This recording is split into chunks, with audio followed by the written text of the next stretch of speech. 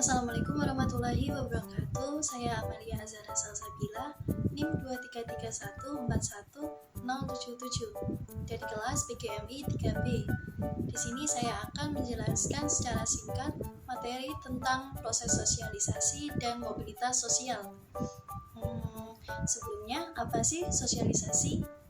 Sosialisasi menurut Charlotte Bahler yaitu suatu proses belajar dan menyesuaikan diri untuk membantu anggota masyarakat dalam memahami bagaimana cara hidup dan bagaimana cara berpikir kelompoknya. Nah, selanjutnya terdapat tahapan dalam proses sosialisasi. Oke, langsung saja ke tahap yang pertama, yaitu tahap persiapan atau preparatory stage, yaitu di mana seorang anak mulai belajar mengenali lingkungan tempat ia tinggal. Kemudian yang kedua, tahap meniru atau play stage, di mana seorang anak ini mulai belajar memahami peran dan status dirinya. Anak juga mulai mempelajari dan meniru peran-peran orang lain yang berada di sekitarnya. Yang ketiga, tahap siap bertindak atau game stage, yaitu kemampuan dalam berinteraksi yang dilakukan seorang anak itu kian meningkat. Dan yang terakhir, yang keempat, tahap penerimaan norma kolektif atau generalis stage. Seorang individu bisa dikategorikan telah masuk usia dewasa. Nah, selanjutnya kita ke mobilitas sosial. Apa sih mobilitas sosial itu? Mobilitas sosial yaitu perpindahan posisi seseorang atau sekelompok orang dari lapisan yang satu ke dalam lapisan yang lain. Nah, selanjutnya terdapat bentuk-bentuk mobilitas sosial. Langsung saja ke yang pertama, mobilitas sosial vertikal, yaitu perpindahan status sosial seseorang ke status sosial yang lain yang berbeda atau tidak sederajat dari sebelumnya. Nah, mobilitas sosial vertikal ini terbagi menjadi dua.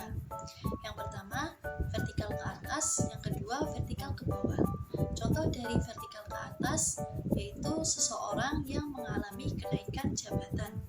Kemudian contoh dari vertikal ke bawah yaitu turunnya kedudukan seseorang ke kedudukan yang lebih rendah. Selanjutnya, mobilitas sosial horizontal yaitu perpindahan status sosial seseorang dan tidak merubah derajat sosialnya atau tetap sejajar dari sebelumnya. Kemudian selanjutnya, mobilitas sosial lateral yaitu perpindahan atau pergerakan seseorang atau kelompok dari satu wilayah ke wilayah yang lain. Mobilitas sosial lateral terbagi menjadi dua, yaitu lateral permanen dan lateral sementara. Contohnya lateral permanen, migrasi dari desa ke desa atau satu negara ke negara lain yang bertujuan untuk menetap di sana.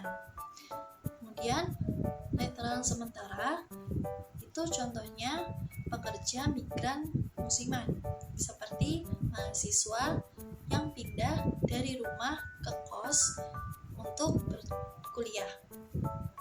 Jadi sifatnya sementara. Ada beberapa faktor penghambat dalam mobilitas sosial. Faktor penghambatnya yaitu diskriminasi kelas, kemiskinan, dan kebudayaan masyarakat. Lalu faktor pendukungnya ada faktor struktural, faktor individual, faktor situasi politik, kemudian kemudahan akses pendidikan, dan keadaan ekonomi.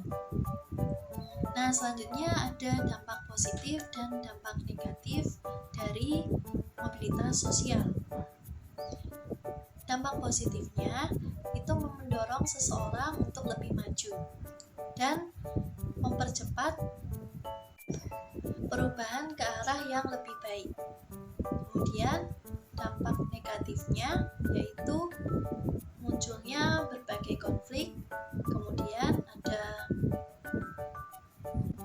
kemudian bisa menimbulkan gangguan psikologis, dan selanjutnya muncul keretakan dalam suatu hubungan. Mungkin cukup sekian materi yang saya bawakan. Kurang lebihnya mohon maaf. Wabillahi taufiq wal hidayah. Wassalamualaikum warahmatullahi wabarakatuh.